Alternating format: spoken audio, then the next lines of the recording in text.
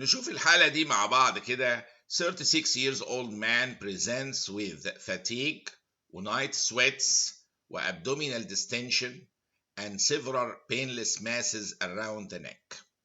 يعني في أعراض general constitutional symptoms كده fatigue night sweats، ولكن معاها حاجتين يعني very important and serious اللي هو abdominal distension several painless masses around the neck. دي ممكن مخي يروح على احتمالات ايه؟ الليمفوماس على طول. اول ما الاقي بينلس ماسز ايه دهيت ايه تيبيكال قوي مع الليمفوما. لو كانت بينفول كان يمكن تبقى انفلاماتوري ايه ليمف نودز مثلا لو قال لي بينفول، لكن هو يقول لي بينلس تمشي قوي مع حالات الايه الهودجكن والنون هودجكن ليمفوماس ومجموعه الليمفوماس اللي بتبقى كتير منها بتبقى ايه بينلس. For the past 2 months بقاله شهرين الموضوع ده، ان في خلال شهرين يطلع painful mass او painless سوري انا اسف ماسز في النك كده ويحصل abdominal distension يزيد. دي معدل يعتبر ايه حاجه ايه progressing او progressive يعني.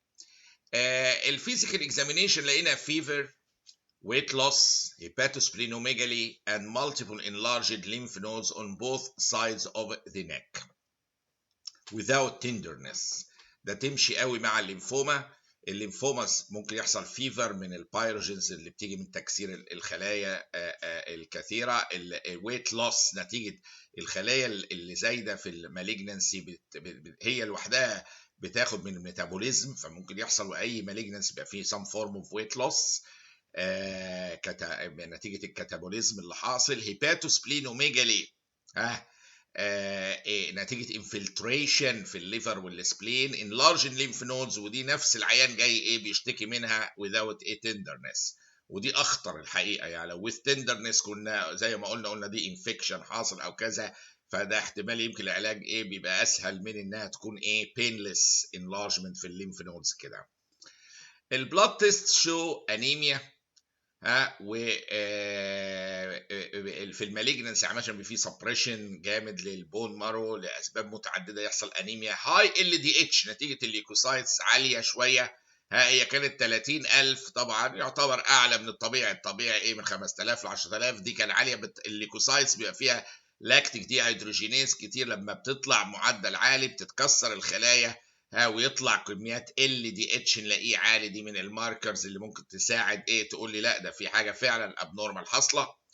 with predominant small lymphocytes يعني معظم الخلايا مجرد small lymphocytes. CT reveals additional enlarged lymph nodes in the abdomen، يعني كمان في extra nodal spread جوه الابدومينال lymph nodes. what is the most likely diagnosis؟ واشوفه هنا واضح انها حاله ليمفوما نيك ماسز واضحه ومعاها اكسترا نودال افكتس واصله للانفلتريتنج الليفر والسبلين هيباتوسبلينوميجالي، وجنرال كونستيوشنال سيمبتومز تبقى واضحه هنا زي الفيفر والويت لوس والال دي اتش عاليه والوايت بي سيز. في حاله ايه ليمفوما، بس يا ترى هودجكن ولا نون هودجكن؟ شوفوا هو التشخيص بيبقى غالبا مايكروسكوبي وبعض الامور الاخرى، ولكن طالما ما ذكرليش حاجتين يبقى في الاغلب دي هودجكن. ايه هم دول؟ طالما ما قاليش في برورايتس دي بتيجي قوي مع الهودجكن ايه ديزيز وهنبقى نشوفها لوحدها. فالبرورايتس من الفيتشرز المشهوره مع الهودجكن ديزيز. تاني حاجه انه ما ذكرليش ان في ريد ستيرنبرج جاينت سيل في البيوبسي، قال لي بريدومينانت سمول ليمفوسايتس وخلاص، ما قاليش في ريد. طالما ما قالش في ريد ستيرنبرج جاينت سيل يبقى مش هودجكن. اصل لو هودجكن لازم كان يقولها، ما فيش مجال للهزار فيها، فلازم الامور تبقى ستريت، لو موجوده هتتقال. فدي ما فيهاش الريد ستيرنبرج جاينت سيلز، ما جابش سيرتها وما جابش سيره ان في برورايتس، فتمشي اكتر مع نون هودجكن ليمفوما مش هودجكن. وادي احد صورها ايه النون هودجكن ليمفوما والخلايا بتاعتها دي هاي جريد تعتبر مالجنانت اكسبانشن للبي سيلز. يعني اساسا النون هودجكن طالعه منين؟ من البي ليمفوسايتس كان سمول وكثيره وانفولف بوث الليمف نودز واكسترا ايه ليمفاتيك اورجانز. كمان شفنا الليمف نودز انلارجد عند العيان، وفي نفس الوقت كان فيه هيباتوسبلينوميجالي مع الجنرال كونستيوشنال سيمبتومز والويت لوس الى اخره والفيفر. ليمف نود بايوبسي بتكونفيرم الدايجنوزس على طول، بنلاقي الليمفوسايتس كاركترستكس، وفي وسائل معمليه اخرى بتتجاب بيها ان دي نون هودجكن ليمفوما.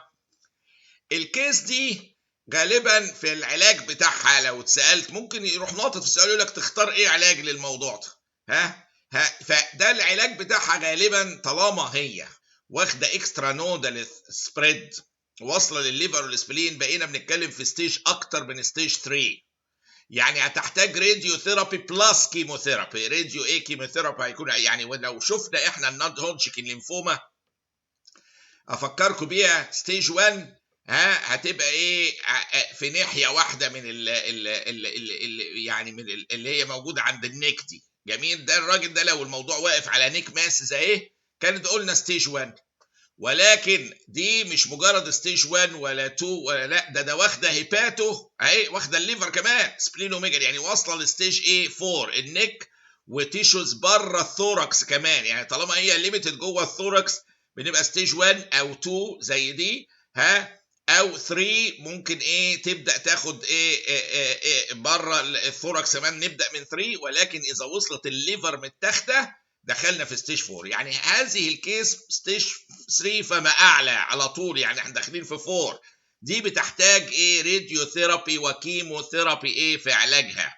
فيبقى هذه الكيس كانت حاله نون هودجكن ليمفوما. عرفنا الناس انها ليمفوما من البينلس ليمف نودز، من الاعراض بتاعتها اللوس اوف ويت والابدومينال ديستنشن اللي حاصل والليمف نودز اللي واضحه من الليمفوسايتس من ال دي اتش العالي والسمول ليمفوسايتس البي سيلز. وفي نفس الوقت عرفنا منين انها نون هودجكن ما هياش هودجكن.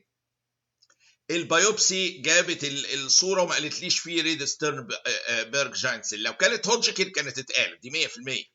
تاني حاجه ان ما كانش فيه برورايتس من الفيتشرز المشهوره في الهودجكن ديزيز. الابروتش بتاعت الحاله دي طالما معديه ستيج 3 واخده ضربان الليفر كمان يبقى ستيج 4، يبقى راديو ايه كيمو ايه ثيرابي زي ما اتفقنا. والى اللقاء مع السؤال القادم باذن الله.